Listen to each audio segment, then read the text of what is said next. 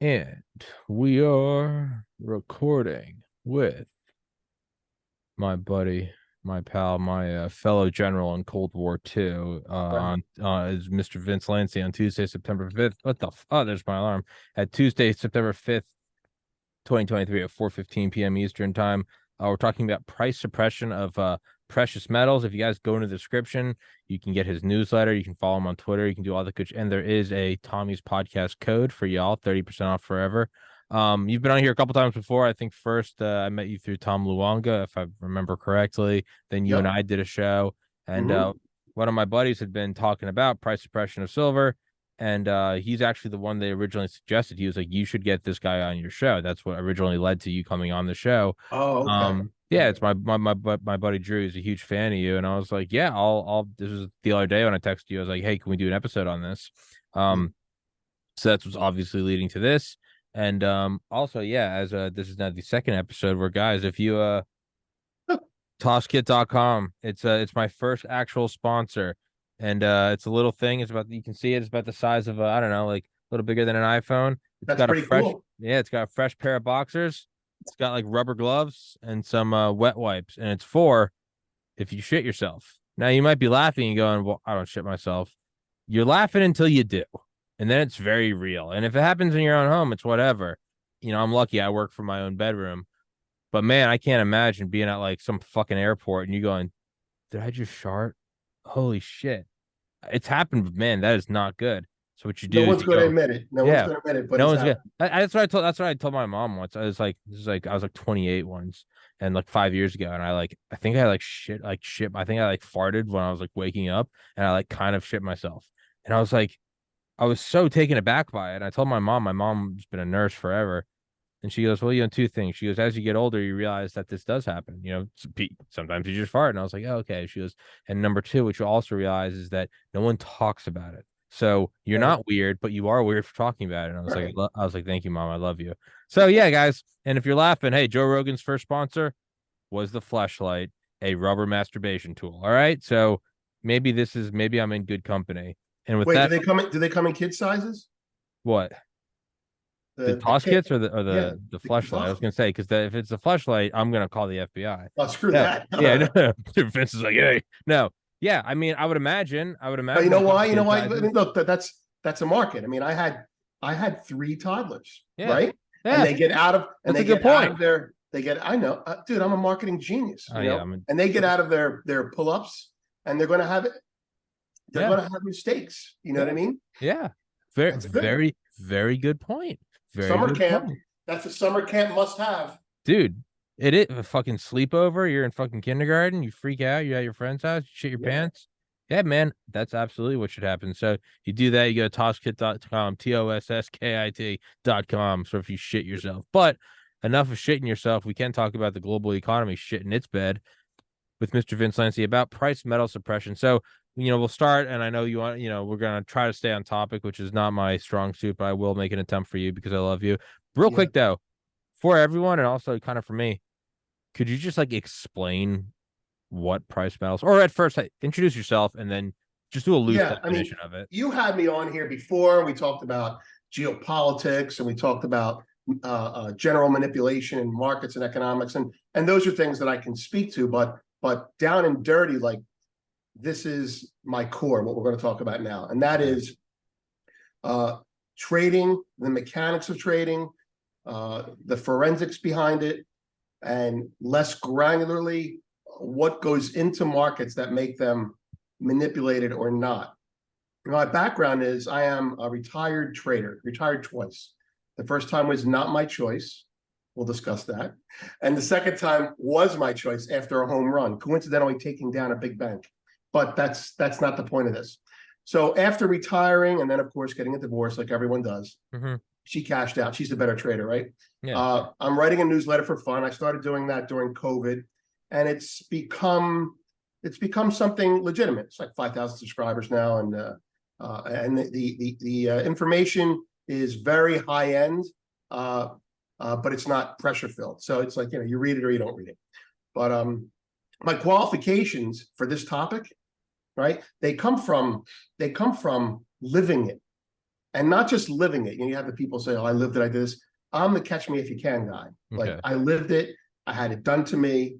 I did it back in defense, and I was called on several cases as an expert behind the scenes um, uh, to help them figure out what the hell went on. So that's it. Okay. That's a start. Okay. And then so, the whole, why are you qualified to, and I often, and that sounds like a simple question, but I do try to, there are certain things that I take for granted because I've done 1,300 of these episodes. But it's like when I have on Dale Comstock, the youngest ever member of Delta Force, we'll be talking about, whatever, what's going on in Ukraine. And I'll be like, just so people, no one wants to hear my opinion on what's going on in Ukraine. Right. But here's a former Black Ops guy. Here's Right. his, so, or this, Dr. Malone. I'm like, I Dr. don't know. Malone. Yeah. Right. I Yeah. don't understand, microbiology, molecular biology, and vaccine history. But here's this guy. So with that, it's kind of you lived this, and that is your qualification. Right. And I've noticed that you get a lot of people that know their shit that are under the radar. And I think that's I'm happy to be part of that crowd if we do Oh that. yeah. We do that right today. Oh yeah. Beautiful. Yeah. Well then, so can you explain what it is? What price Yeah, yeah. suppression is? Okay. Can we pull up the actual case so they can look at that while we're talking? Yeah, I gave you Should I just do that? I gave you the shares. Yeah. This way, if they get, they don't have to look at my face. You Yeah, know I what I can mean? get you. I mean, hey, they're lost. Okay. So what are we talking about here?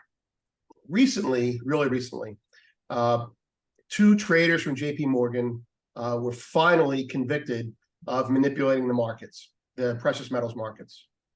Now, without going into the whole debate about they can, it's not real, forget about that. They did. All right. So what did the bankers get convicted of? They got convicted of front running their client orders.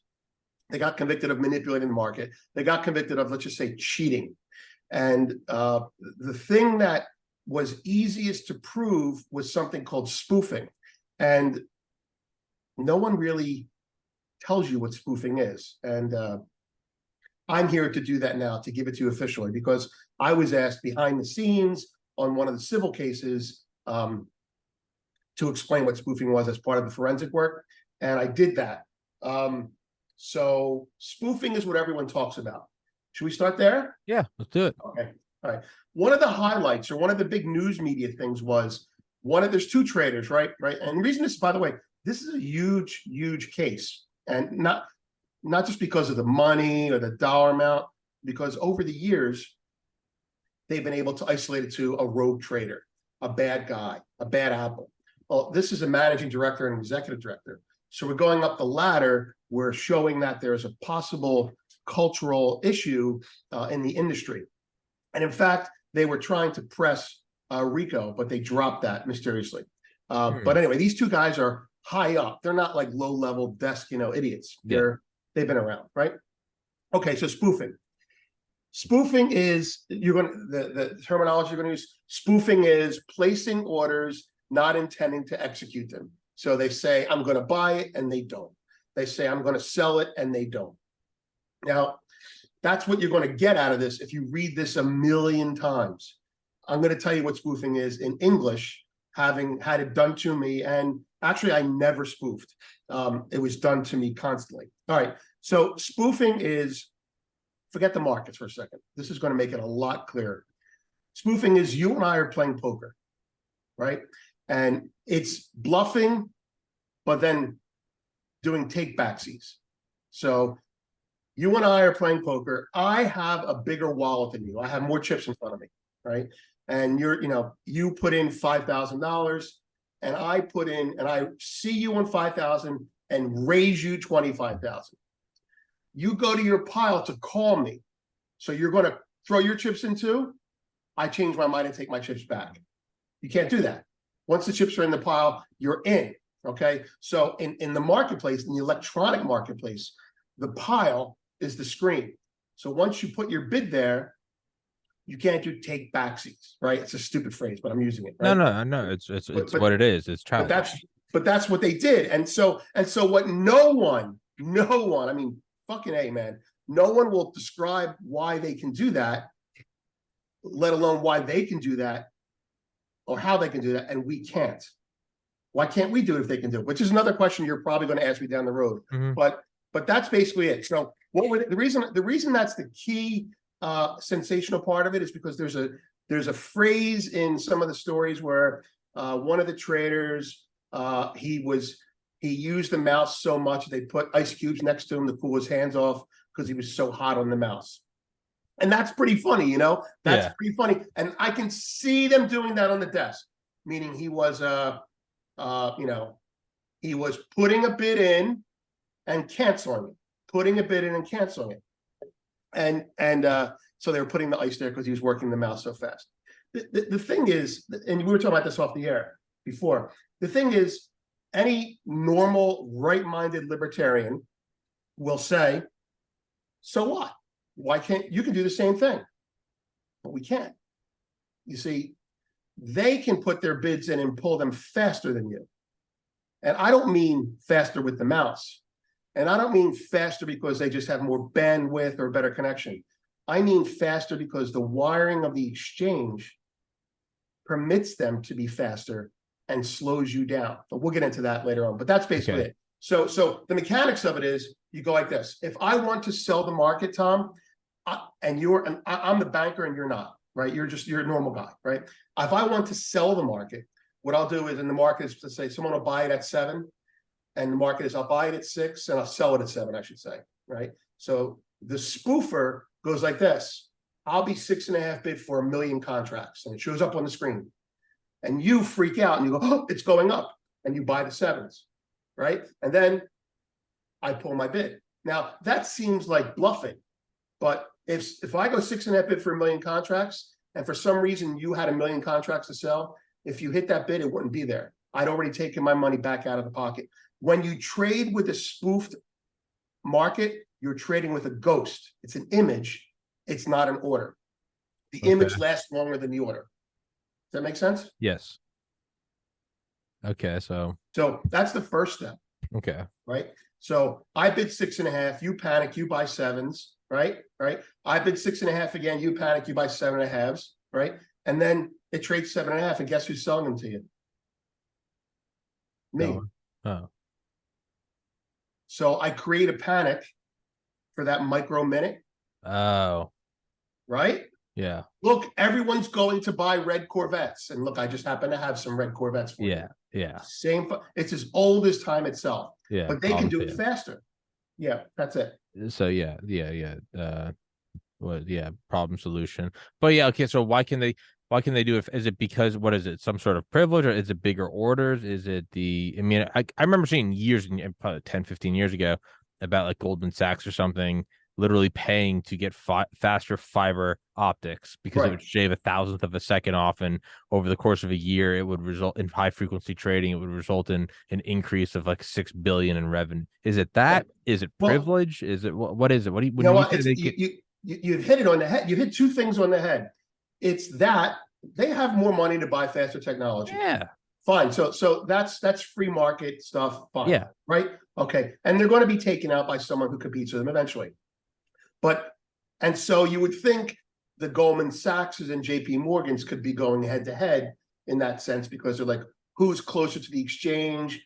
It's literally a real estate game. My servers, I mean, I've played this game. You know, my server was in Stamford, Connecticut, and the exchange in Chicago. And then I was losing money and like, why? And then I understood it. And they had something called co-locating, where I actually moved my computer to the exchange. And so I was operating a computer remotely that was putting, anyway, the point is wild. Geography and speed and microseconds. That's not bullshit. No. But here's the other thing. The word that you use, privilege, is the word. Okay. And it's legitimate. I don't mean it's legitimate, but it's legitimate legally. See, these banks, they want to make money, right? And when the floor went away, and there was a system at the time called a specialist system, right, on the floor. And the specialist was basically the mayor of the product. So if it's IBM, I'm the mayor of IBM, and all the orders are centralized through me. And what I did is my job was to keep them organized, and I kept them organized. And for my payment for that was the ability to get first dibs. It's a first dibs thing, right? And so when we went electronic, you like warfare, like everything else, it decentralized the market. You didn't need that. You did it in some places, but for the most part, you lost the desire. You lost the need for this all-powerful mayor of the market, because the market was connected and flowing through, and there was less need for centralization. So the banks, individually and aggregately, definitely through their lobbyists, they went to the government and said, and I'm being very broad here, but I'm right. They went to the government and said, look, if the market is now egalitarian, if everyone has an equal shot at trading, what ends up happening, this is the bank talking to the president, Mr. President, is that if we're not given any special privilege, then when the rest of these lunatics go on vacation, then we're not going to be able to keep the market orderly. Our job one of your jobs as a market maker, or here's the phrase, market maker or dealer, is to keep an orderly market. And that's what the specialists used to do, keep it organized. So they said to the government, you don't need to have all the orders go through us anymore.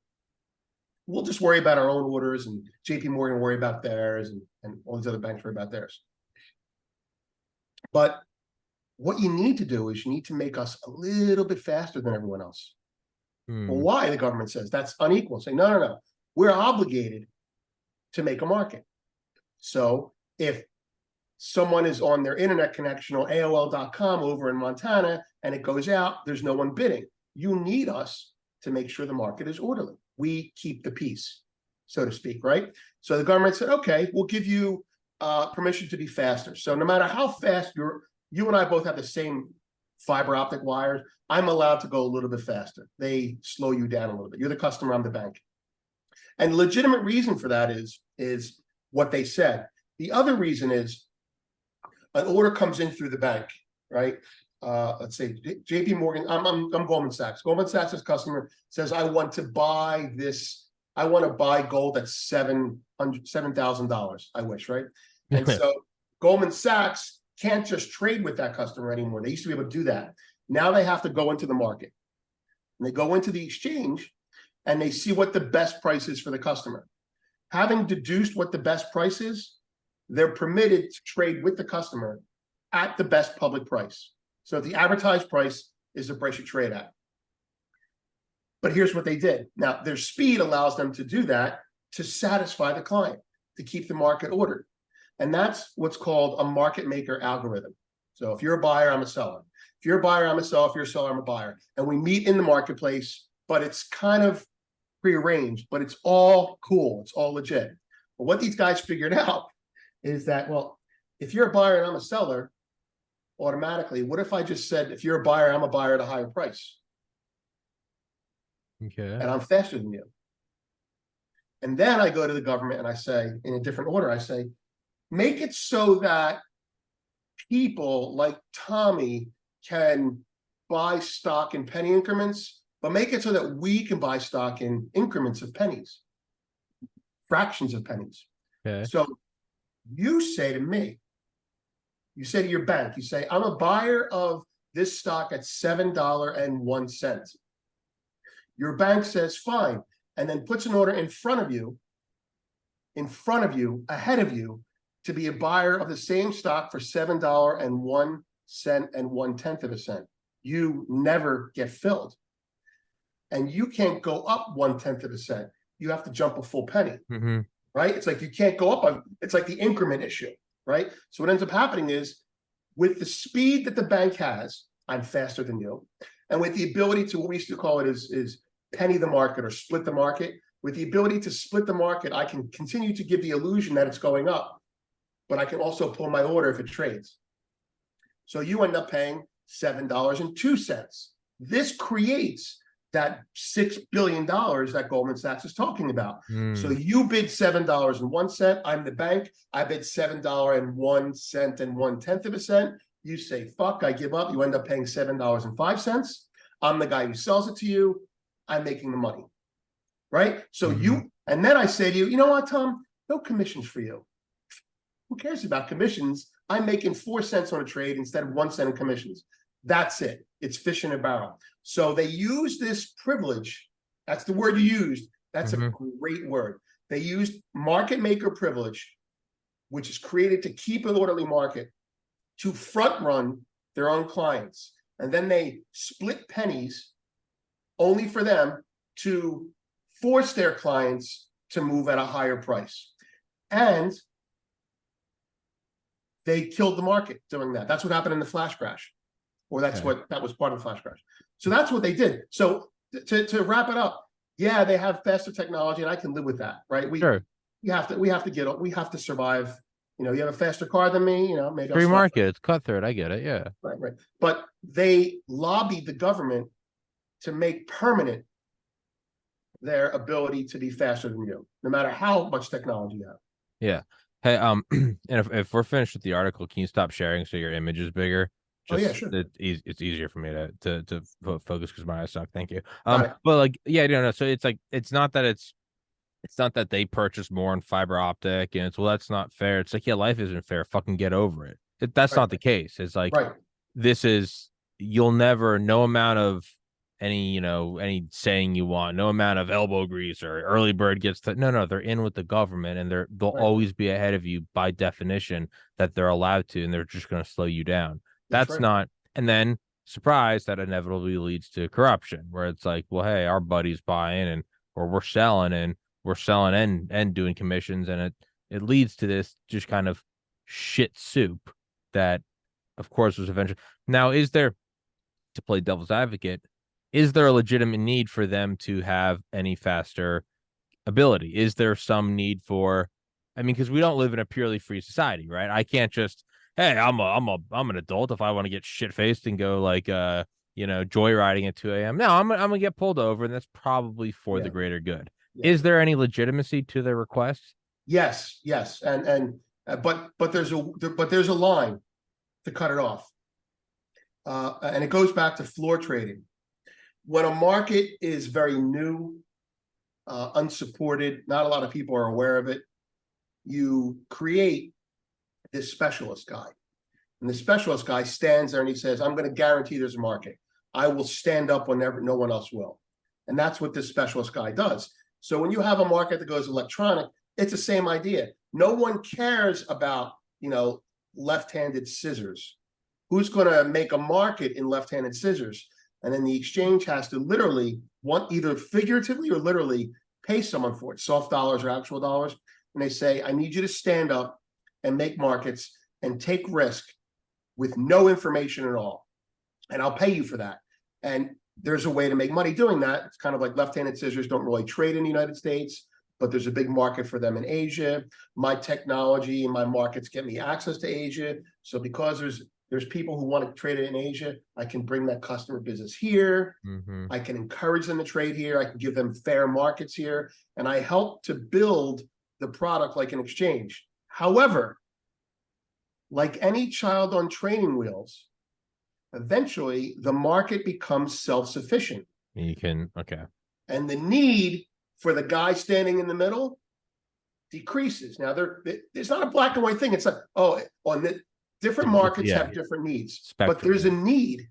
And when the need goes away, a really good market maker or dealer obviates their need to exist. At some point, you don't need them anymore, right? So it's like a teacher, right? Well, it's Buddhism or Zen Buddhism. When you're ready, the teacher arrives. When you're truly ready, the teacher leaves. Yeah, right? Exactly. Yeah. So, and on the exchanges before we went electronic, there were rules for it. So it's like the contract. I had one of these contracts. The contract was, please make this market orderly, and we will guarantee you first dibs on any trade that goes down, which is fine. So that's completely fair. Another thing is you can be paid. I wasn't paid.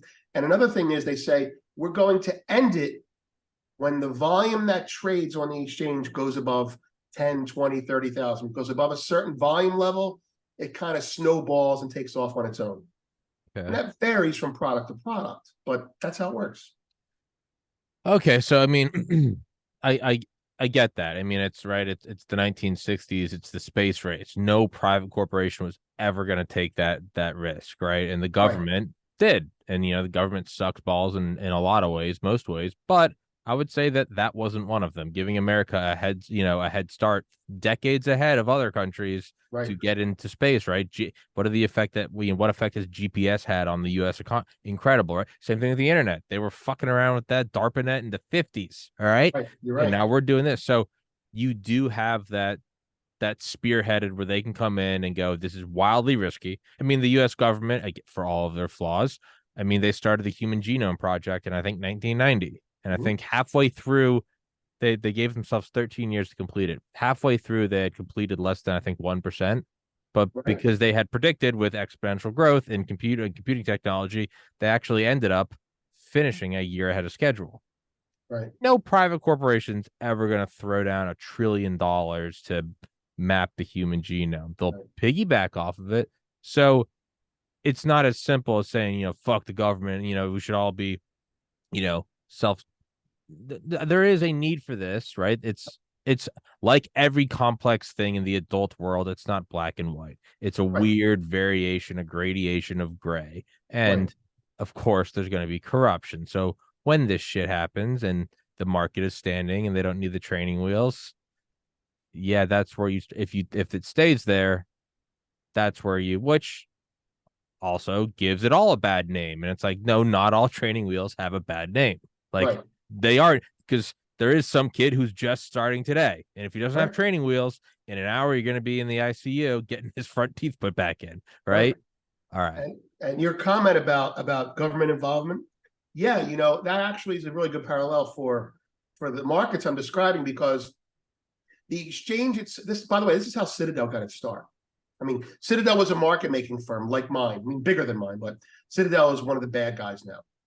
And because Citadel was so good at what they did, picture it like maybe SpaceX now, or maybe Apple back in the day, or IBM, or whoever. Because they were so good, the government, in this case the exchange, said, we're going to backstop you.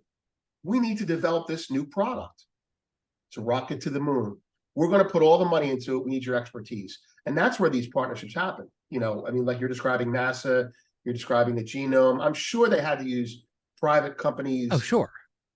Right, Yeah. The exactly. government didn't build the rockets. It was all Raytheon and Grumman and General Right. Dynamics. Yeah.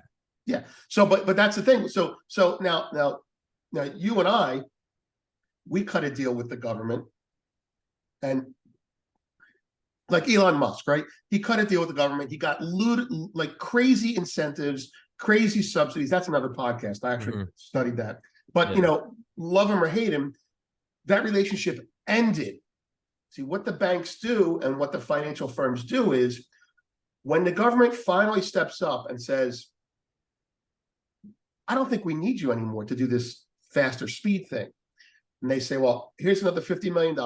And let me tell you why you do need us. Because if this happens, that will happen. And sure enough, we get a financial crisis, right? And when they get the financial crisis, you get what I call white collar walkout.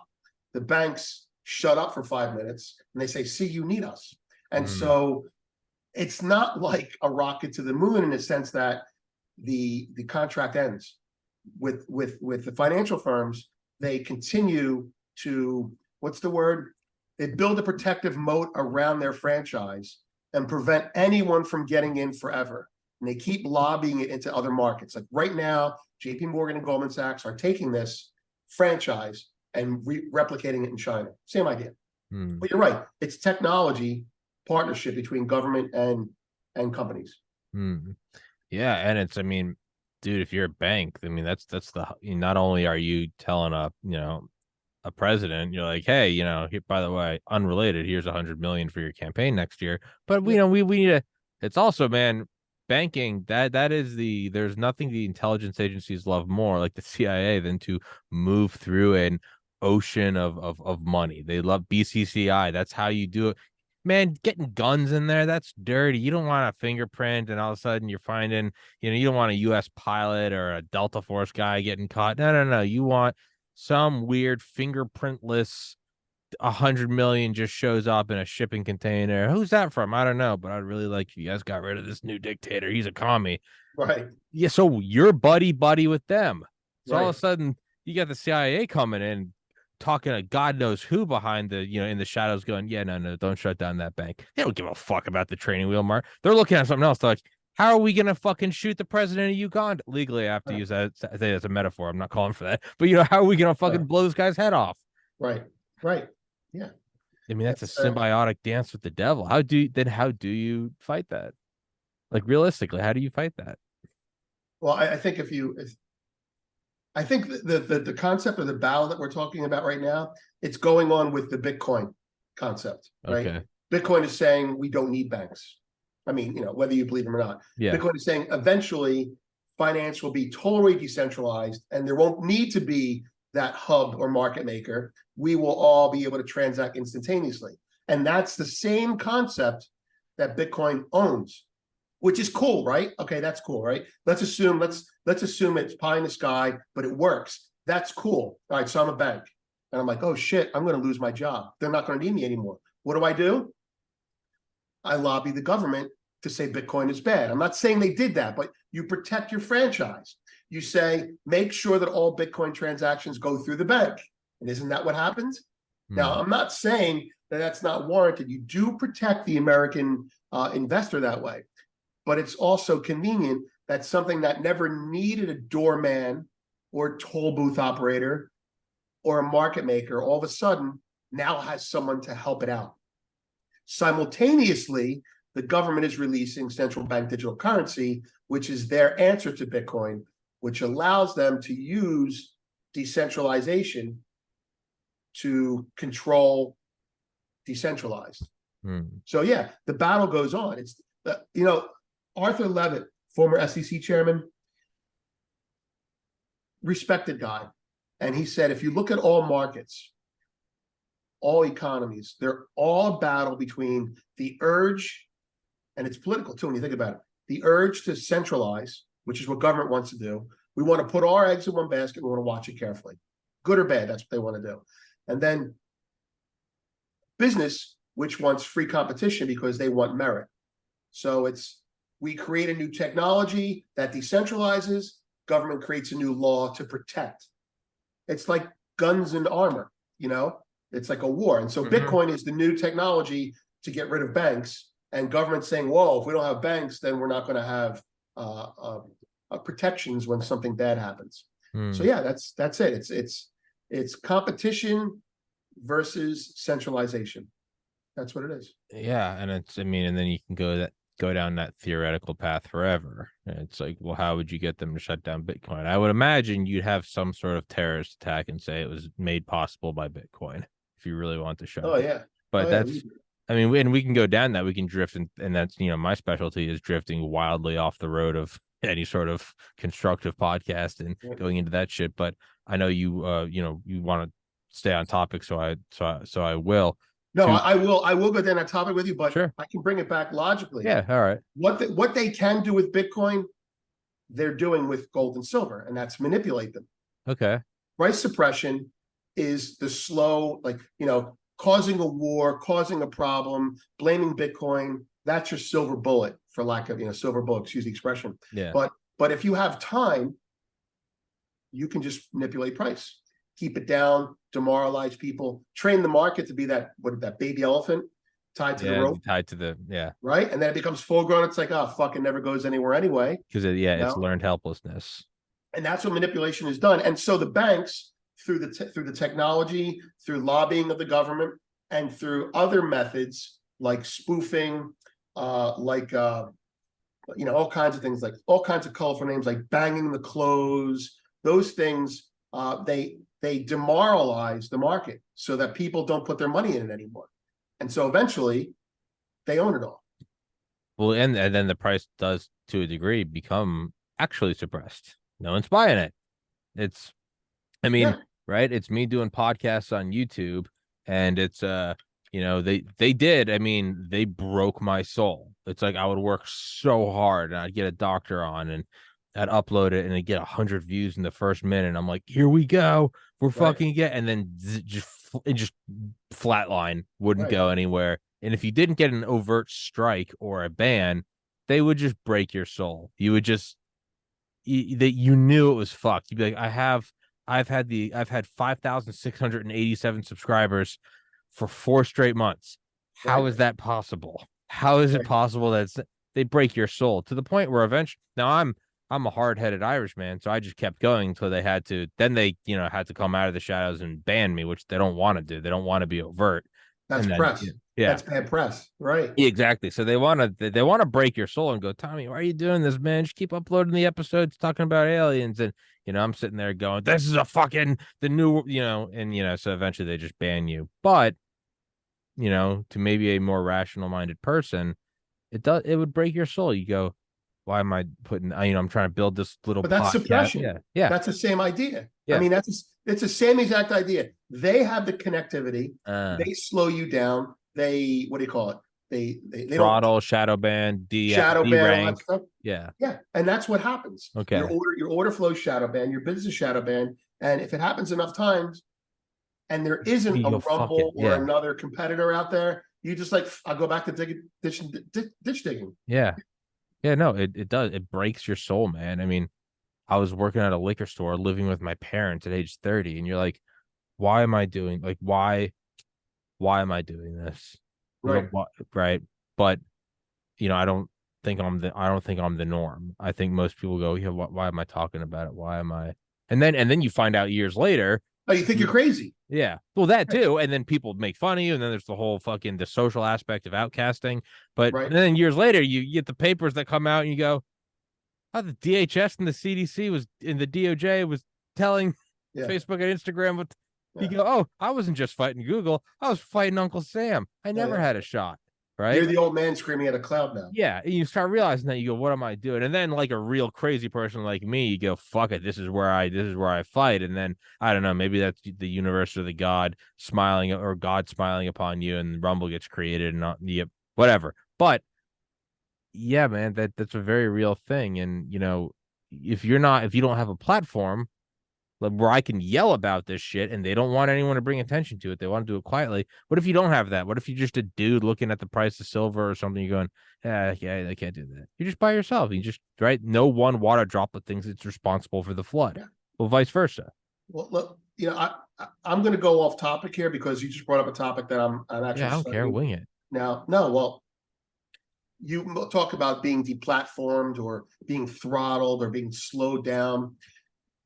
I don't think people understand, like, okay, I'm not like, let's use Twitter for an example. Well, let's use YouTube, right?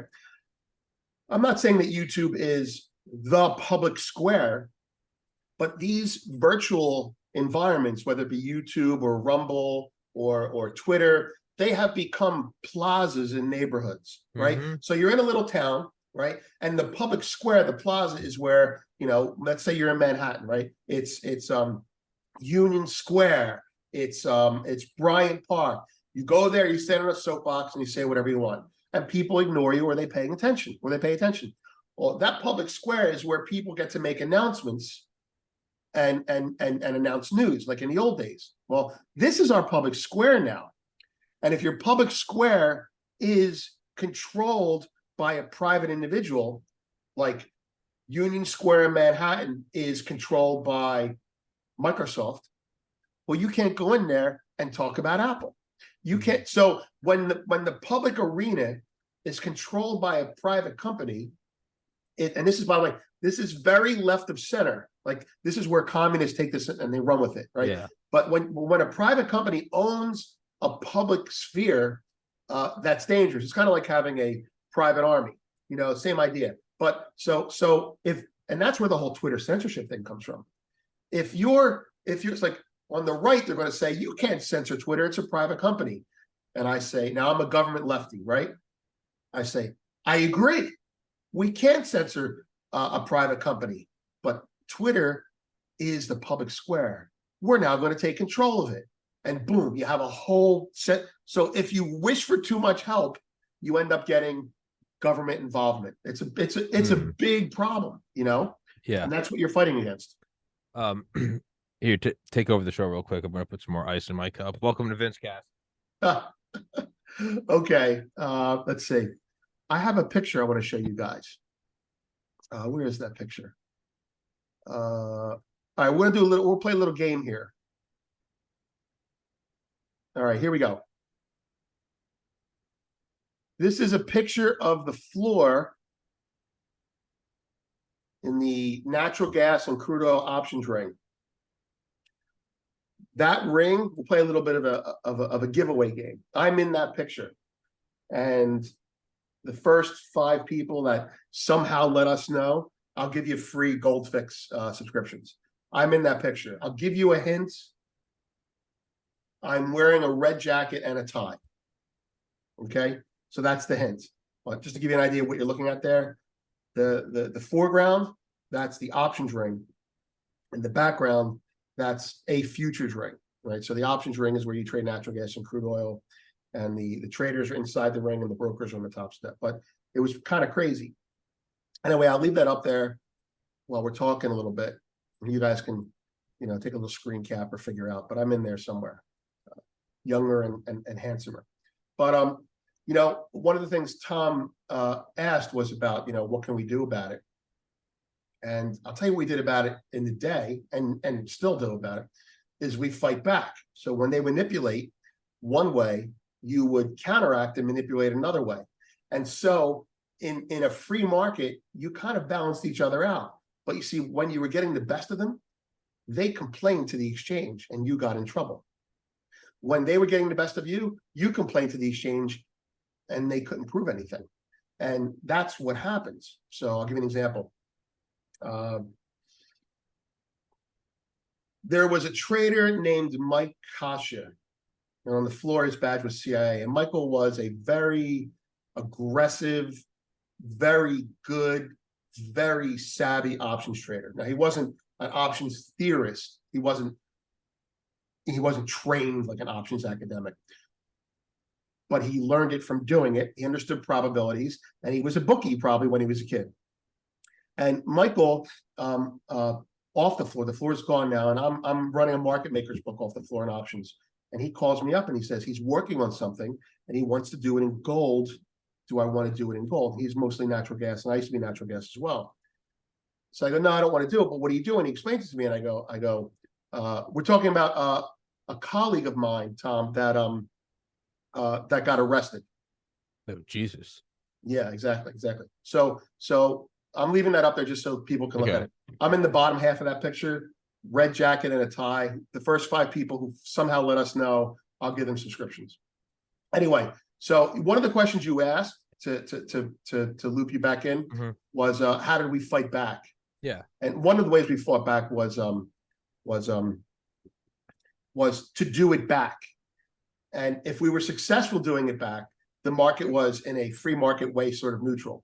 And I'll tell you some ways that we did it back. But one of the big lessons, one of many lessons, was when you were too successful fighting back, you go to the exchange and complain. I'm sorry, when you're too successful fighting back, they go to the exchange and complain. You get banned. When they're too successful, you go to the exchange and complain, and the exchange says, I don't know what you're talking about. That's how it is. Right? Shut up. Yeah. Oh, yeah. Absolutely. You shut up, right? Shut up, peasant. I'm sorry? Said, shut up, peasant. Yeah, exactly. Who are you? You're not Lehman Brothers. I mean, I had a run-in with Lehman Brothers. I had a run-in with Bank of Montreal. And I was right on 2 of those 3 things. And the third one I wasn't, but we'll come to that another time. But the Michael Kasha story is interesting because we were on the floor together. We were competitors, right? So Michael, I was trained by one of the, I was a street kid, more or less, but I was fortunate to have some very good formal training at a company called Cooper Neff. Started my own firm, did very well on the floor. I had about 30 guys working for me, real estate game. Michael was a fucking postal worker who knew about gambling. He knew how to gamble. He was an Italian kid from the neighborhood, worked with bookies, got a job on the floor, started trading, learned everything I knew from, I had the common sense too, but he just really applied common sense, and he was also savvy. He understood the rules of gambling. So we would compete and actually frenemies, go head to head a lot in natural gas. And he knew when to back off, and I knew when to back off. You know what I mean? It's almost like, okay, we're not going to win killing each other, so we would back off each other. Yeah. But off the floor, 2004, he and you can look his name up, COSCIA, Michael. He calls me up, and at that time I was in gold, and he was, I don't know where he was, and he calls me up. He says, I want to start an algorithm for trading gold options. And I knew the gold market, and there's a nuance to it. And I gave him some information. He asked me if I wanted to do it with him, and I was not in a position to at the time. I was running money for a fund, and I wouldn't have been able to split my time. Okay, I was actually in the middle of a home run, and I don't hear from him for years. And then one day I see that he's being accused by the government of manipulating the market, gets convicted. I do an interview with him, a private interview with him before he gets convicted. He goes to jail, he serves time, and he gets out. And I'm like, what did this guy do? Like, what did he do? Well, this information comes from someone who understands these markets even better than I do on an electronic basis. They understand the nuts and bolts of it. And the guy said to me, he's the guy's, this is his business. He's testified in front of the SEC. He said, there is a certain market making firm. Name starts with a C. He wouldn't tell me their name. Well, he told me their name, right? But they had dominated a market, the gold options market, right? And they were doing everything that you and I are talking about. Spoofing. You can't really prove it because unless you see the program, you don't know, right? And this is the key, Tom. If you don't get the trader to admit it, you can't prove intent. That's what I was gonna ask is how do you prove that? How do you prove he's doing right, right? And back in the day, back when the day that you were talking about, the $6 billion at Goldman, there was a French kid. Their defense was, it's a proprietary program, you can't see it. And that's how they blocked it and dumped it on this kid, who was probably guilty anyway. But with Tommy, I'm not Tom, call him Tommy. Yeah. With Michael Kasha, this market making firm, he was eating their lunch. It was decentralization. He had less cost, less risk, same technology, and was smarter. He programmed his idea into the algorithm. And the algorithm basically was, to make it simple, I already explained it. The algorithm was at 6 bid at 7, he would bid higher, even though he didn't have that penny ability that the banks do, and people would buy it above him. And his screen was so fast, it made up for his lack of, anyway, so he was spoofing. And he was eating this market-making firm's lunch. He was taking them out. That's really hard to do. And this is from the expert. The firm went to the exchange, went to the SEC, went to the Department of Justice, and said it and laid out the whole case for them behind the scenes. And so they went after Michael, and Michael did what every other trader does, basically implying you can't prove intent. I'll take this down now. Can't prove intent. I'm just trading. Yeah. Right. And he's being sincere. I'm doing what everyone else does. Yeah. He's doing it a little bit better. But they got his programmer on the stand. And they knew to get his programmer on the stand. And the programmer, who didn't have a non-compete or whatever you want to call it, NDA or NDA, that's the word, yeah, NDA, right? The programmer says, the program was told, the program did this. Well, why did it do that? It did this so we could do that. It did this so we could do that. Well, why did you do that? Because that's what Michael told me to do. Intent. Goes to jail, right? Goes to jail. And he was doing anyway, so that's how we fought back. There's other ways we fought back. We fought back by cooking settlements. We fought back by slamming the close indirectly. These guys would be like, remember when the Amaranth thing happened to natural gas? 2000 and, I forget now, maybe 2008, maybe. Amaranth was a large hedge fund in Connecticut, and they had a very successful aggressive trader named Brian Hunter, and Ryan liked to play on the long side of natural gas, and he would bang the close. So if he's long, so all day the market's trading here, and the last 5 minutes of the day, he would buy it. Because at the end of the day, where it settles is what your portfolio is worth. So it's worth this, but for that 5 minutes, for that 30 seconds, he would just buy it. So now it's pot odds. I've got $1 billion in the pot. What's another $1 million? He kept doing that. And he kept doing that. And then the market, after a month of that, the market started running up in anticipation of doing it. He didn't have to do it anymore. Talk about the elephant on the stick trick. Yeah. He was doing it the other way, right? Well, eventually, a bigger player, a more ethical, thank God, bigger player took him out. And that was a guy named John Arnold. I think he's more ethical. Yeah.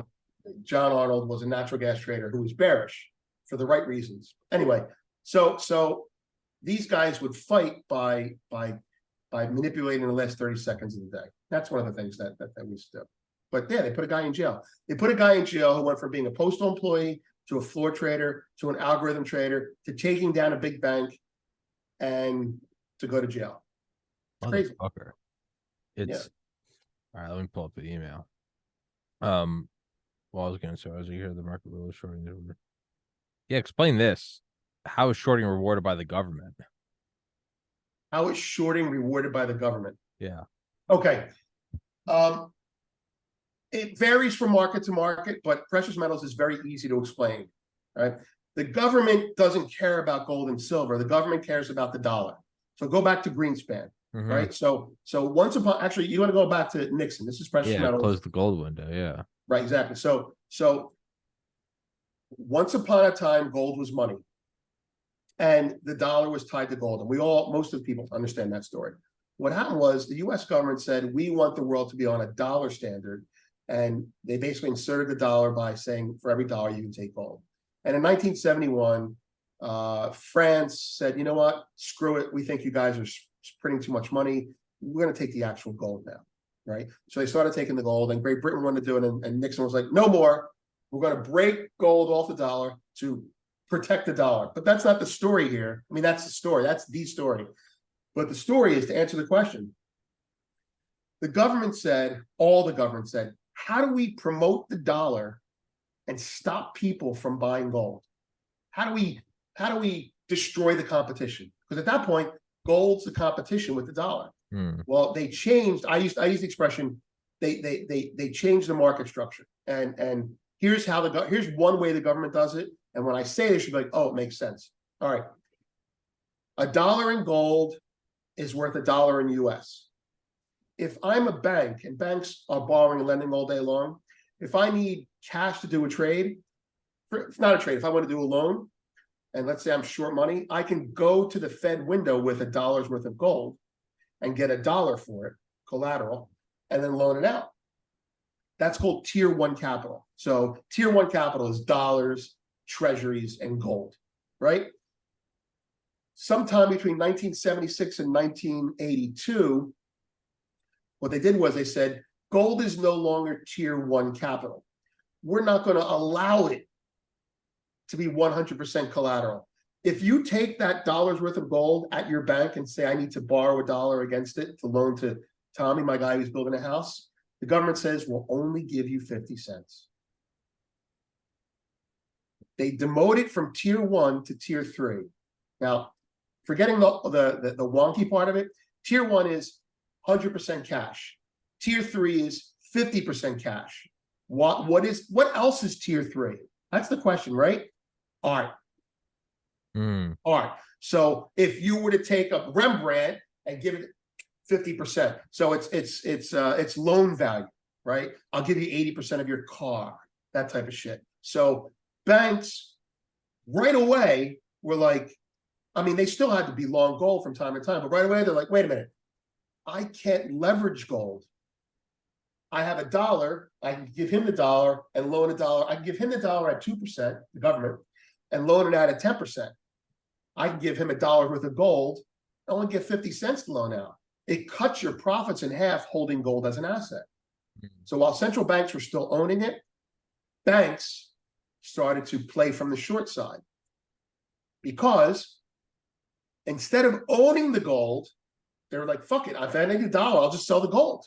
Now I take the dollar and now I use it.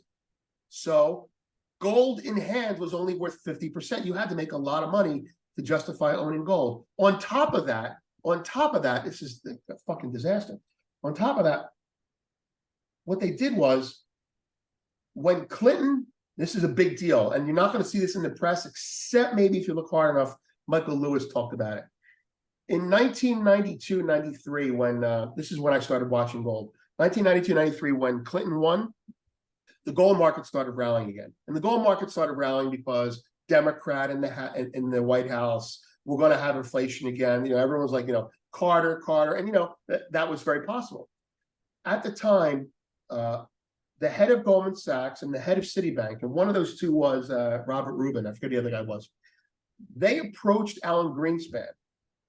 This is out there. I don't know where to find it anymore. I used to have it. They approached Alan Greenspan, and Greenspan, who understood the importance of gold, Greenspan was like, we don't want the price of gold publicly competing with the dollar. When there's a crisis, we don't want people buying gold. It makes the dollar look bad. So Rubin and this other guy, they go to Greenspan and they go, hey, we have an idea. You've got all this gold in Fort Knox. Now, I can't verify this, right? You've got all this gold in Fort Knox. We like to sell the gold, take the dollars, and go buy Australian bonds at 9% or whatever the hell they're buying, right? Because that gold is worth nothing to us owning it. And what's it doing? It's sitting in your vault gathering dust. Why don't you lend us the gold for 0.5% a year? Lend us the gold. We will then short the gold, take the cash, buy the Aussie bonds. And what they do is the government and the banks legitimately create a carry trade. What the banks did, I applaud that. They took an asset that was gathering dust, right? They got it converted to cash, right? It's not doing anything. It's not sitting there. How'd you like some income on that thing, on that pet rock? Greenspan goes, and Greenspan's so dumb, he goes, wait, I can make 50 cents, on every $1 million that I lend. Okay, all right, but they're going to sell it. So the price of gold will go down. And if I ever want the price of gold to go down again, I can lend them more. And so if you look at the gold chart back then, it's not easy to see because of how much gold has moved, but it went up, Clinton won, and then it just crapped out. And it crapped out because Greenspan cut a deal with the banks. So to answer your friend's question, whoever asked that question, they changed the rules behind the scenes to make the gold market compete with the dollar at a disadvantage. So you can use a credit card, but we're going to charge you a 5% fee. You can use gold, but we're going to cut your value by 50%, right? And that's how, and they've been doing it that way ever since. Not until very recently has that started to change back the other way. But that's it. That's how they cook the market structure. But what's the actual price of, what's the actual value of gold? If it wasn't, yeah, you can Google it. It's like 1970, 1980 or something. But I mean, like without all this or silver or whatever the fuck, platinum. Right. I hear you. I think people righteously ask the question: if all this stuff is having that much of an effect on gold, what should the price of gold be? And then you do the math, and depending on how you look at it, based on how many dollars are out there, or when you do dollars for gold, if you were to convert all the dollars to gold, it would be somewhere between, I'm sorry, but it's going to be wide, 10,000 and 30,000. Depends on what measure you use. Yeah. And so they say, that's crazy. That's crazy. You're insane. You don't know what you're talking about. And I say, no, you don't know how powerful it is to tie a baby elephant to a rope for 30 fucking years. Yeah. And so what happened is, and I'm speaking for myself too, big funds that like to trade gold because it goes up when there's a war. It's insurance. It goes down when there's peace. They trade it long, they trade it short. They're like, it doesn't go anywhere except down. They stop playing. The banks dominate the market. It scares away the investors. The market flatlines, they break it. Like palladium's a good example of that with Russia in reverse. Mm-hmm. But that's what ends up happening. You break the market psyche, and the gold market loses its purpose. How many times do you see this now? Inflation's 20%, but gold was only up 2% last year. Gold sucks. That's the message. That's the message. You don't think the press is told to do that by the government? I mean, it's in their interest. We're trying to save the dollar here, which is why the BRICS are such a problem. Because if the BRICS have their way, then gold goes up in price. And they can't get the price of gold to go up to where it should be because they're not powerful enough, number one. And number two, we control the exchanges. They need to create a competing exchange that lets the price go higher. And then JP Morgan says, oh, wait a minute, I could buy it low here and sell it high there. And then all of a sudden the banks aren't patriotic anymore. That's how you do it. It'll take time, but that's what's happening. So right now we're waiting for a rumble to be created. We're all getting banned on YouTube. It may be happening because, last year, India buys a lot of silver and a lot of gold, right? But, over the last year or two, and this is a big thing for people that are gold bugs and silver bugs, especially silver lately, the vaults have been drained. Everyone's like, the vault's drained, where's it going? I'll tell you where it's going. It's going east, right? The middle class is being created over there, right? They're getting wealthier and they're storing their money in precious metals. And their countries are encouraging to do that. And China is like the biggest player in solar panels now.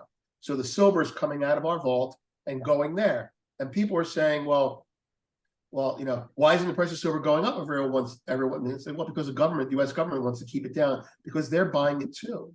Silver's way more important industrial than people. I mean, we could have made a bomb without silver. I mean, that's how important it is, so the price will stay low until all the above ground supply is divided between one side of the Cold War and the other side of the Cold War. The price being low is an advantage to people who want to buy it. Yeah.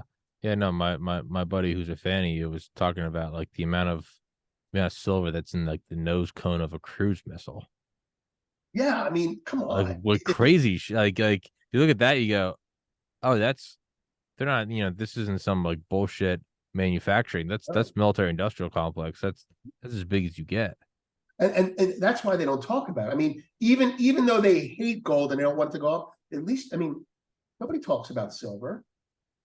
They don't talk about it. Meanwhile, JP Morgan is over there visiting China, and China increases their intake of silver, and India buys more silver than it ever has. I'm like, what the hell's going on here?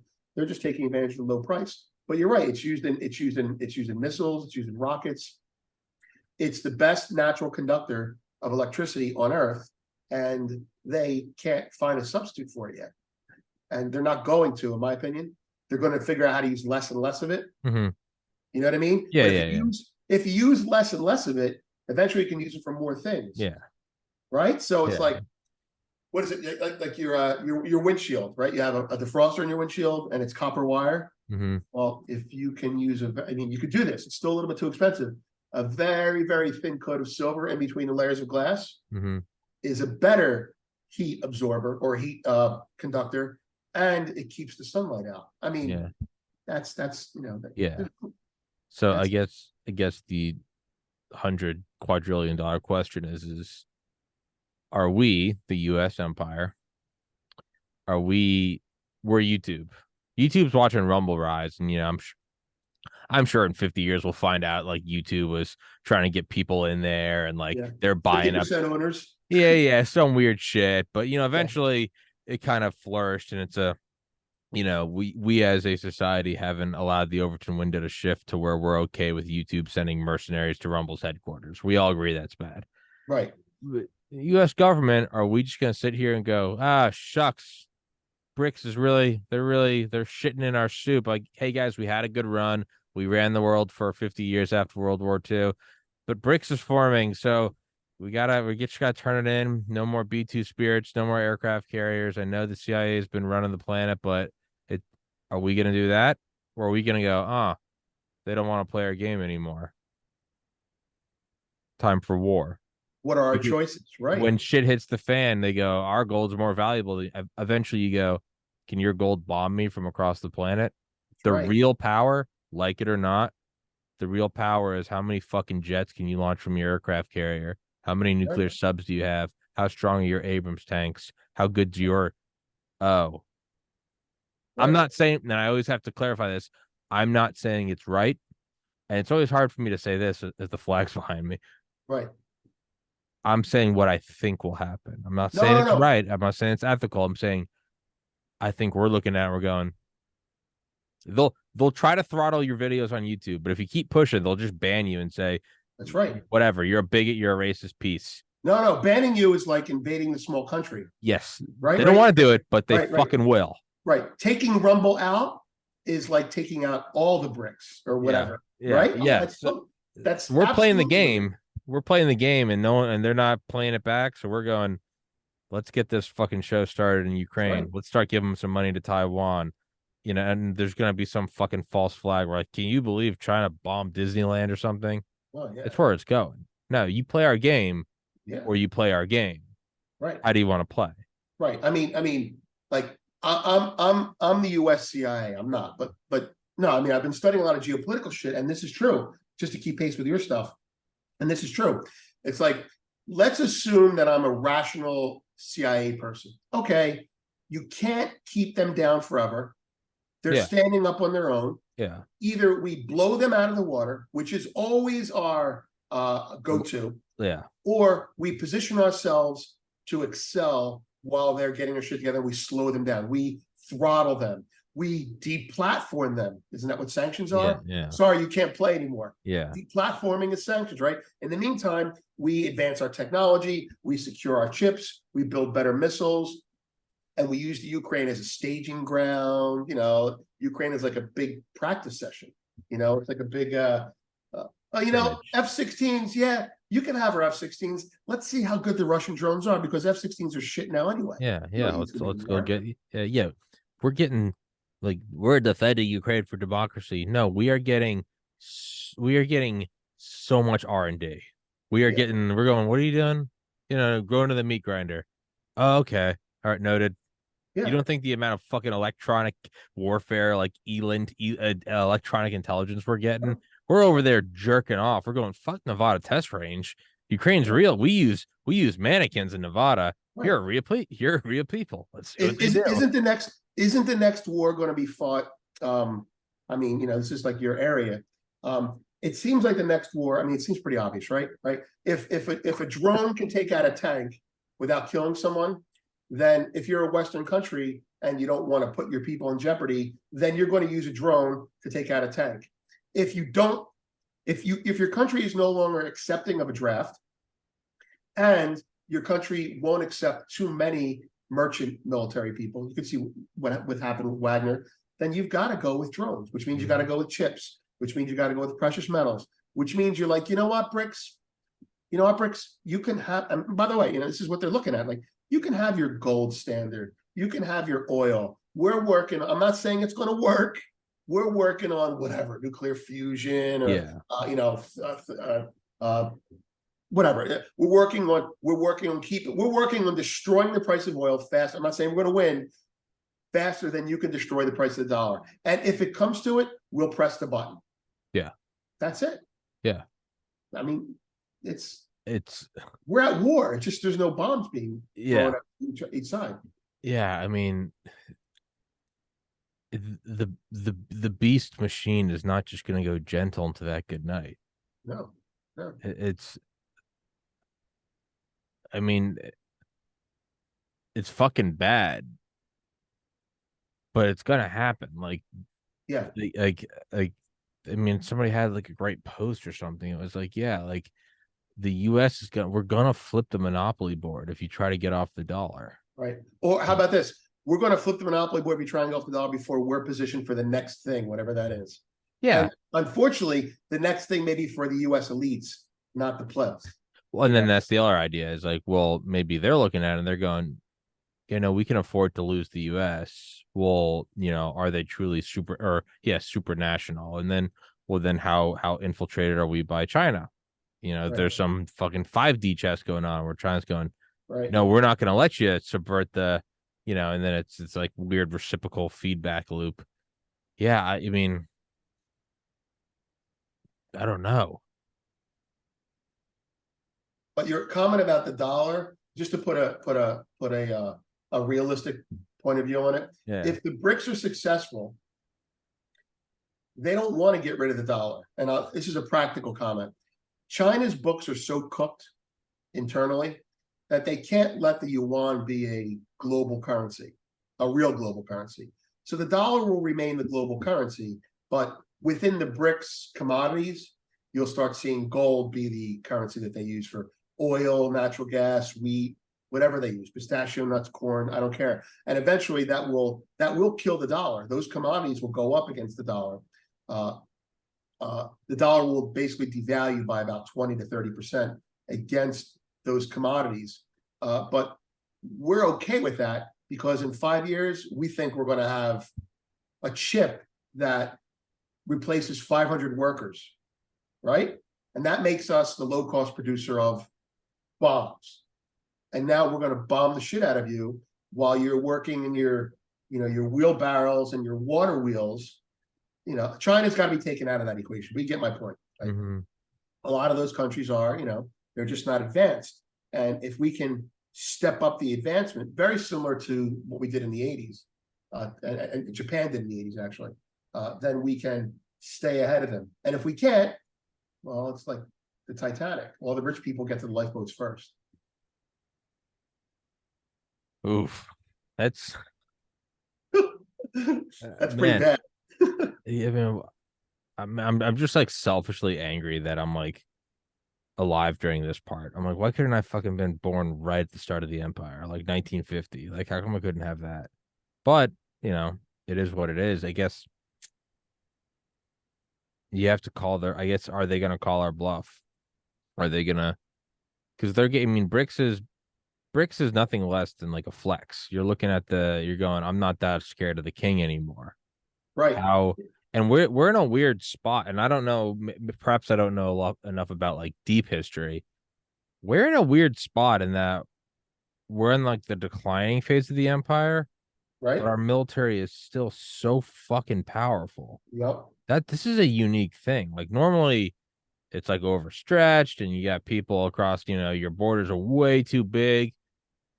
But with drone technology and AI, that's an artificial augmentation. Like this is a unique thing. Right. Right. It's we can we can project our power even as we're hollowed out on the inside yes, economically. Right. yeah, Right. And that is different because it's weird. I mean, there's a book called Collapse of Complexity by Joseph Tainer. And it seems very technical when you look at it, but it's really cool. It talks about why empires collapse from an archaeologist's point of view, not from a fourth turning kind of thing. And it talks about, it has like a laundry list. And I went down the laundry list and I went, holy shit, this is what Europe is doing. And it was basically like too many us too, but to a lesser extent, too many special interests, boom, boom, boom. And then it would have outside invaders. You have to spend all your money on military to keep them out. And then you end up collapsing from within with a civil war or a drop in standard. And you either lose or you do what happened with Great Britain, where you start to give up chunks of it. It's like we're selling Alaska back to Russia. Yeah. We're selling Hawaii to China. You know what I mean? Yeah. To survive. Like I can see that happening. But that is, I think that's what we're betting on. We're different than previous empires, to your point, in the sense that we still have a strong army that we can project almost effortlessly. And as a result of that, we think we can wait them out. I think they, on the other hand, remember how people used to be scared of the US? You're in Asia. It's like, shit, the US is the only country that's ever dropped the bomb. I'd be scared to death of the US, right? Now you got all these little countries. It's like death of a thousand cuts saying, we're not going to use, they're all flexed, like you said, flexing. They're all flexing for negotiation for better terms with the dollar. But we wouldn't take that shit before. Like, why are we putting up with it now? Which means we're not what we used to be. We're not going to drop the bomb if we have to. Yeah, it's it's absolutely like, in a weird way, it was almost, I was almost kind of like, I almost kind of like that Putin had Prigozhin killed. Not that it has any really effect on me, but more of like geopolitically. Yeah, no, I mean, just like in a vacuum, just like as an event. I'm like, you don't. Like you don't want to see Tom Brady like go out playing 9 straight seasons and never make into the playoffs. And you're like, it's just right? you're just watching an old lion die. Yeah, Right? he wins a couple, gets one more in Tampa, and then he checks it. And you're still kind of the king. Like that's what I want to see. Oh So if yeah, Prigozhin tries to march on Moscow, I don't want to see Putin be like, well, send him away. He promised not to do it again. I like that a month or 2 months later he dies suspiciously in a plane. I go, there, there. Okay, you still got it. You're still. it's the old days. Exactly. It's the old. I'm remembering the old. I don't fucking want to see us. I don't want to see like Niger like kicking out USM or whatever the fuck's happening Right. with France. Right. No, I'm like, end it with a thermonuclear Armageddon, or like or threaten it. But the idea of like other countries getting together and making their own currency, I'm like, this is painful to watch. Right. I'm And the like, fact that we're not doing anything about it, like wait, let me be your editor because what all you right, said is really important. I want to be your, what do you call it, your sidekick. yeah, You know, what Putin did may have been horrible for humanity. It may have been horrible for the person he killed, but at least there was some fucking finality to it. At some least closure. someone said enough and there was some ending. There was closure, not this open-ended, holy shit, Is he powerful gonna do people. it again or Yeah, yeah? yeah. Is he going to do it again? I mean, like,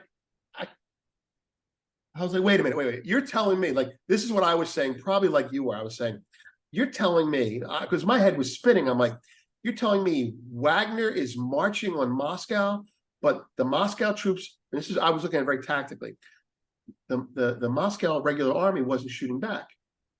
And I went to myself, I went, this is probably a flex on his part because he's probably unhappy. He's probably getting, he probably wants a pay raise, right? Because they're, in some respect, they have been complaining. I can just picture him like a union guy. They don't have enough bullets. The bullets are old. The guns are crappy. And now we're marching on Moscow. I'm like, this has got to be a publicity stunt to. And I had heard that Moscow was a little concerned about Wagner's authority and wanted to fold them in. So he probably said, fuck it, I'll flex and negotiate and go into it. This is one way to look at it. But Moscow never, like, he was in the capital and Moscow didn't fuck, like, no bullets were fired at them. Like, they didn't want to kill civilians. And I'm like, and nothing happened. I went, wait, you're going to tell me this guy marches in Washington, D.C. and nothing happens? And no bullets are shot either? And he backs away. I'm like, either this is staged and he thinks he's going to negotiate his way out of this, and it's a bluff that they both knew about, or he's dead. And nothing happened, and nothing happened. I went, oh my God, this whole thing was made up. And then he's dead, and I go, well, either we did it, or Putin took care of business. Yeah, I think Putin took care of business. yeah. You almost, if it turns out that we released COVID in Wuhan to Oh, decouple us from China and then slowly rot them out and maintain a power source, when we find that out in 50 years, and you go, yeah, I mean, we killed like 10 million people with COVID yeah, in a fucking weird, dark way, I'd kind of be like, CIA still got it. still got it, Here man. I am thinking they were woke pussies. They fucking released a virus and took down China. It's not ethical, but the It's king next still level. got, it's, there is, that's such like a weird human psychology thing where like you No, want to it's be free, but you do want a strong leader. you You want to. do you want to fucking, there is a part of you like you don't want to be a I don't want to be in chains, No, no, I but you understand. do want a fucking king that just like doesn't take shit. It's like, hey, shut the fuck up, and you just shoot him in the head. And it's like everyone's like, the village is kind of like, yeah, that wasn't like moral, but this guy's not gonna let another tribe come and fuck with us. You just saw what he did to Bill. Bill Right, Bill, Bill grabbed his daughter's ass. He shot him in the head. right. That's not right, but I respect him. He's a good leader. It's like Well, that's a there, weird thing. Like you kind of there's want the king. no, no, no, no. It's. I mean, that's actually like it's like I guess in Rome or during Caesar's time or I'm not sure. You had a republic, and then in a crisis, you appointed a guy to do the shit, right? The whole Batman thing, Yeah. right? Now the Yeah. CIA is the Batman always on call, right? That's Yeah. basically Yeah. it. But I got to tell you, when you said that, here's what I thought of. I said, yeah, if they started the Wuhan thing, that would be frightening. And then I would say, and I said two things myself. It's kind of like in the 50s when they used to break those light bulbs in the New York City subways. Then you find out about it in the 80s that they caused cancer. Like, oh, okay, that's really bad. Well, sounds like they knew what they were doing. And this time they didn't do it to us, they did it to them. So I'm like, who knows what China was going to do first? Maybe. Yeah. You Who know? knows? So we all have to rationalize the evil that works on our side. Yeah. Right? And It's nice to know they still have it. yeah, but then, yeah, and then there's like the other thing where it's like, who knows what China's going to do to us. And then the alternative is like, maybe they weren't going to do anything, man. But then you go, maybe it really is just a zero sum world. And if we didn't do something, they were going to take over. And you can do nothing and bask in your morality as you're marched into a death camp in Shanghai. Right. It's us or them. Like it's this weird veneer because like we shave and we have Uber Eats and electricity, but we are truly nothing more. Like we are animals. The sports we like are UFC and football, where people beat the shit out of each other. That's right. We still bare our teeth. Like we still fuck and shit and piss. Like I'm drinking water. Yeah, it's great, but it's also like I'm a weird meat sack that needs fluid. Like we're very much like the jungle's right, like in terms of like geologic timescales. The jungle is just in the rearview mirror. Like what's the just expression? graduated. The veneer of civilization can be so easily gotten rid of. Oh yeah, well it's the other one. It's yeah, society is 4 meals from anarchy. Yeah, exactly. That's Go it. Go 1 meal. You're like, oh man, I'm jonesing for a burger. Right. Go a day, and all of a sudden I'm going, hey, podcast is canceled. Where the fuck is the food? I'll kick down the neighboring door. I know she's an old lady. I'm gonna go take her food. And it's like that might be the ultimate like red pill is you get to the very top and it's not that China's going to do anything. It's just some jaded fucking military general in NORAD going, it's them or us. Yeah. Right. It's them or us. It's tired of waiting. Honestly, and you could almost detach from that. You can go, I didn't design the universe. I didn't design these like rules of thermodynamics. It's them or us. But that's also how you justify evil, and of course that's shit. I just read about this. That's the Buddhist philosophy that Pol Pot and Japan used. They were like, you're not killing the person, the bullet is. You didn't shoot them, like and it comes down to we didn't do it. If not me, someone else would have. That type of stuff, and that's kind of what you're saying. You're saying I didn't build the universe. I didn't set the table. I'm just a pawn in the game. And you could just hear that coming off of an episode of The Wire. It's like, oh, I'm part of the game, man. It's all part of the game. And sometimes we are. But then it's even like, let's go back to like 63. Let's go back to November 63, Dome and Kennedy. Right. The guys you had from that time. You got to remember, that's 18 years after World War II. Right. We look at World War II is ancient now. There's like how many veterans are still alive? Like almost none. Right. Imagine a lot of these guys, James Jesus Angleton, head of CIA counterintelligence. I mean, Kennedy himself served in the Navy. Like these guys all saw the big dance where 85 million people were killed. 425,000 Americans. Like D-Day. I mean, we lost 7,000 over 20 years in Iraq. You lose 10,000 on Okinawa in the opening salvo.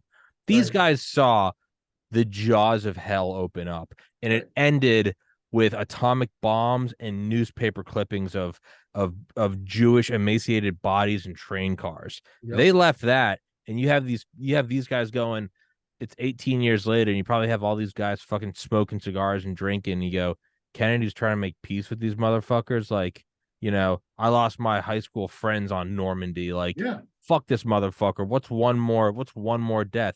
Yeah, shoot him in the head in front of his wife. Yeah. And we look at it, we go, it's so evil, the evil. But you have these guys going, I'm not letting, and whether or not they're correct, who knows? But they're going, fresh in their minds. They're going, we're not fucking letting this happen. So I can only imagine you have that mindset probably passed down from general to general. And whereas you and I are like, boy, I sure don't like YouTube. But you probably have these like motherfucker and like NORAD going like, that can still happen. It's been 80 years, but it can still happen. Yeah. Yeah, fuck them. Releasing a virus, that's the nicest thing we've ever done.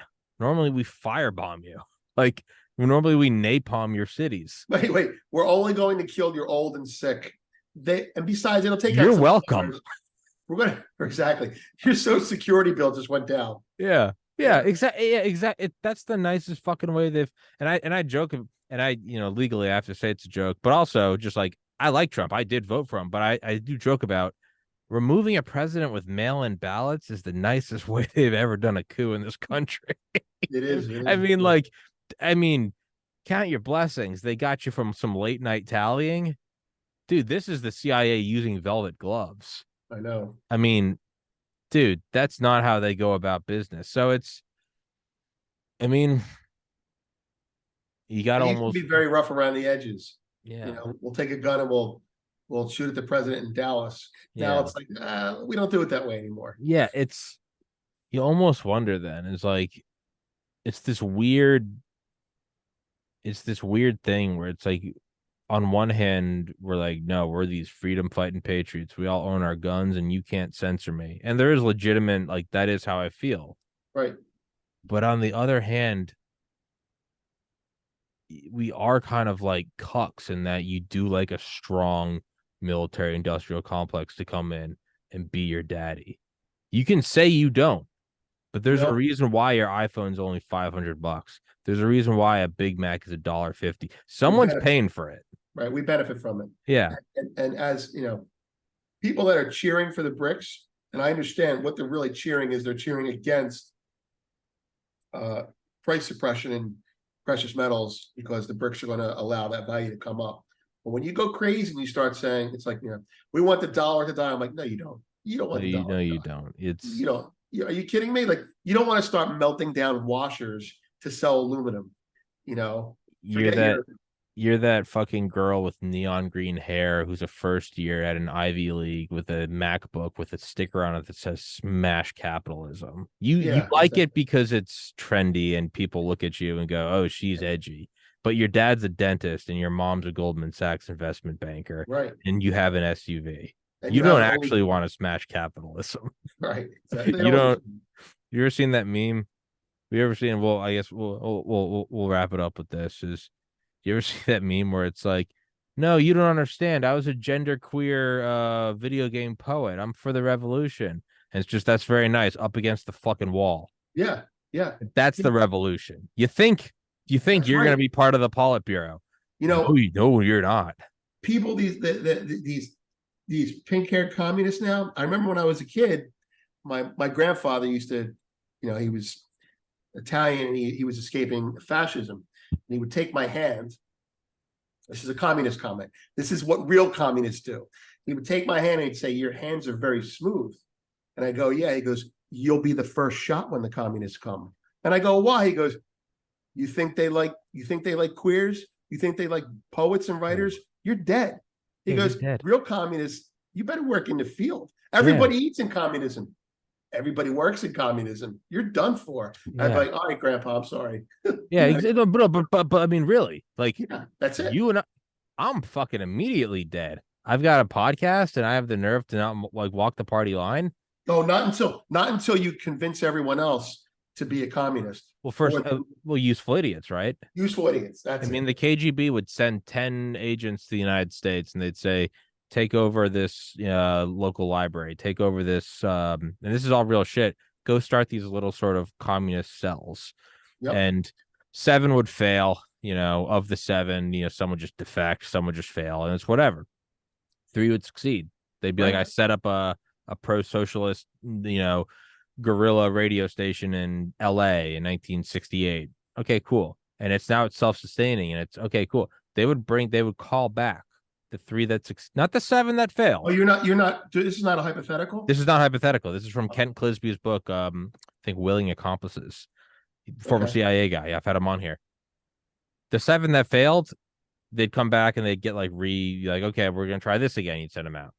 Right. The 3 that succeeded, the 3 that were competent enough to succeed. Right. You'd call them back for a special award, and you get shot in the fucking head because they're a threat to your throne.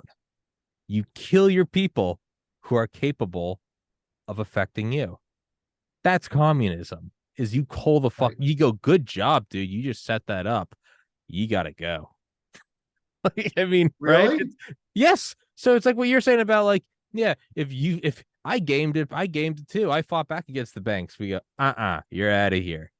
You Right. don't Oh, want you were any. good at it? That Oh, means you're you're a threat to us. You're yeah. done. It's I'm having Vince Oh, I on get here, it. and it's I'm Right. having Vince on here, and I'm going. Vince has got a pretty good command of all this history. He's personable. Yeah, I'm not having him on my show anymore. Right. Right. No, Vince is no. trying to come into the podcast space. No way, buddy. Fuck Right. you. I'll start doing a show. I'll be like, Vince has been texting me dick pics. I'll right. That's right. That's what it is, man. That's right. That's Yeah. right. So they So ain't helping you out. there, someone I don't know if the book's any good, but it talks about what they did in Poland, and you're describing that. Like after the Nazis were thrown out, the communists came in, and all the people. This is what the guy said. I said, all the people that quickly converted to our side, the very zealous revolutionaries that were pro-communist, we used them, and they were the first ones we killed. And the answer was like, it was a KGB guy saying, well, why'd you do that? And he's like, because it wasn't for your reason, although your reason is the better reason. It's because they were too into it. We didn't want to have them as enemies if they got into something else. Yeah. Oh yeah. No, they're competent. They're competent. That's the word. You That's don't want, your explanation's better. Yeah. You don't want that shit, dude. You do not want that. I mean, like that's the thing, man. And again, it's not good, but I do almost kind of respect that there are some like not respect, but I do kind of like in an abstract way that there are some real villains at the very top. And it's like, no, we don't want these people. They believe in communism. And it's like, but you're the commie. Yeah, no, I'm just using that to get to power. Of course, I'm going to. Oh yeah, it's a brand. It's a brand. Yeah, yeah. Does a pedophile hang out in the woods with a trench coat? No, a good pedophile buys an ice cream truck, and they go, "Hey, look at me, I got puppies." Yeah, but if you're going to be bad, be good at it. If you're gonna be fucking, what's the Joker? This city deserves a better class of criminals, right? You get the commie who's like, he was like, oh wait, that fucking dipshit actually believes in the whole, from every man what is capable of, and to every person what they're entitled. Shoot him. Right. That utopian shit, get out of my face. You got no concept. Brother, we're going to fight for the revolution. You're going, wait, bro, you believe that? I just wanted to be in control. Nobody wants to hear pull yourself up by your bootstraps. That's right. Hey, shoot that guy. Right. I thought you were just acting. You meant that? You meant that? No, I thought we were going to let's go work with. Right. Huh? That's right. Shoot that fucker, dude. What are you doing? No. Hey, thanks for setting it up, though. That's right. Yeah. Jesus. So much for like, well, I guess I'll get promoted. Yeah, you're promoted. Yeah. I never thought of it that way, but they actually called him back and killed him. Yeah. Lubyanka prison. That's fucking crazy. Yeah. And it works in the short term, but in the long term, that system can't survive. Right. It breaks apart.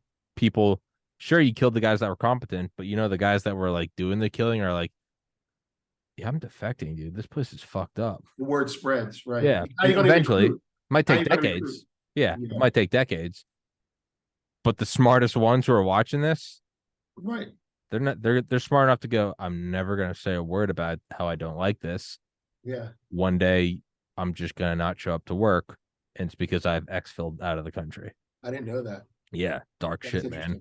Dark fucking shit. So that's what they did. Yeah. Well, then I guess when you combine that concept, that mentality, with the post-World War II mindset, like Patton was like, we should just go in and just keep fucking attacking, fucking kill them all. Yeah. On the way to Cuba, it's like, you know what? How many millions of Russians got killed? Fuck it, they're not worried about how many people they lose. Yeah. We got to stop this. Yeah. Right. I mean, we may look like the crazy people for the only ones who used the bomb. They lost the most people. Yeah, they lost 27 million people. Jesus. Right. This is great, Tom. I appreciate it. This was fun as fuck, man. Yeah, dude. Let's wrap this bitch up. Guys, please go in the description. Please go get his newsletter. Please go follow him on Twitter. Yeah, forgot we were doing a precious metal suppression. We just end screaming about communists. I mean, but yeah, it's a good show. Right. Yeah, man. And is it? I'm going to come back and you can pull me out and we'll talk about how Mike Kasha got arrested, but we'll also talk about how I got suspended next time. Oh yeah, that would be dope. Because I'm part of the problem. Yeah, no, you're not. No, you're not. You're not now. I like it. Not anymore. All right, cool. What a fucking roller coaster. My emotions are all over the place. I know, I know. Fuck yeah. Well, dude, let's wrap this up, guys. Please go in the description. Please go follow him. Please go get that newsletter. Please go use the 30% off. Please just go do all. At the very least, please go follow him on Twitter. Don't make me look like a fucking idiot. All right, just give him something. What? Let him see that number. Just go up one and go. See, Tommy's not totally worthless. And don't forget the what's it called? The takeaway underpants. The what? Oh, the fucking toss kit. Takeaway underpants. The toss kit. Toss kit. Listen. Toss kit. Listen. When you die, you evacuate your bowels. So if you're in Lubyanka prison, shot in the back of the head because you're good at setting up a psyop in 1960s America, don't look like an idiot in your funeral. No. Wear a toss kit. And if silver and gold go to zero, you're going to shit your pants. You're going to shit your pants. Yes. So we're going to have a set of those. Yeah, at the very least. Listen, during the revolution, it may be scary and it may be Armageddon. Don't look like an idiot with poop in your pants. You know, you want to be part of that militia. You want to be part of that mob overthrowing the government or whatever. Don't have a shit stain. You look like a total pussy. You'll never make it into the history books. Tank Man in Tiananmen Square didn't have poop on his pants.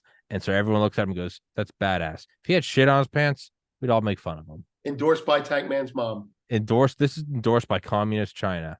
Right. Roll the tanks out. They're going to stop sponsoring me in like a matter of days. They're going to be like, hey, that was fun, but you're a fucking idiot. No, you're awesome. It's like when Howard Stern was good in the beginning, when he would do that with his sponsors, that was good. Yeah. Just lean in. I don't know. Lean into it. That's right. Vince, dude, thank you for your time, man. Always a pleasure. And we'll definitely do it again and go into your buddy and how you got involved. Sure. Thanks, man. Thank you so much. Guys, again, thank you. Thank you so much, guys. Please go follow him on Twitter. Please go get that newsletter, all that good shit. Go give him some love.